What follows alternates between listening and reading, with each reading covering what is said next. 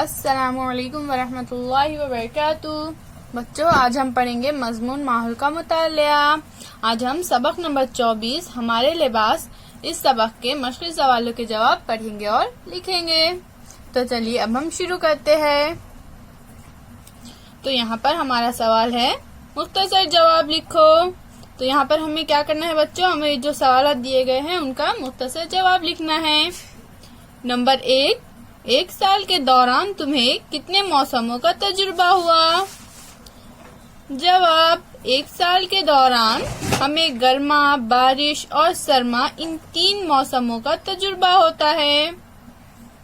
Number 2, मौसम के मुताबिक कपड़ों में तब्दीली क्यों की जाती है? इसका जवाब है बच्चों, जवाब, मौसमों की तब्दीली की वजह से हवा भी तब्दील होती है।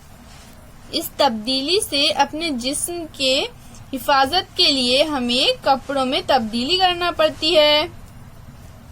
नंबर 3, ऐसे 3 पेशों के नाम लिखो जिनमें वर्दी की जरूरत होती है। ऐसे पेशों के नाम लिखो जो सबक में ना दिए गए हो।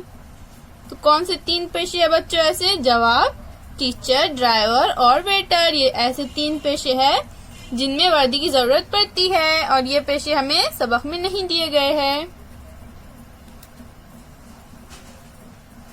फिर मिलेंगे बच्चों, अल्लाह हाफिज।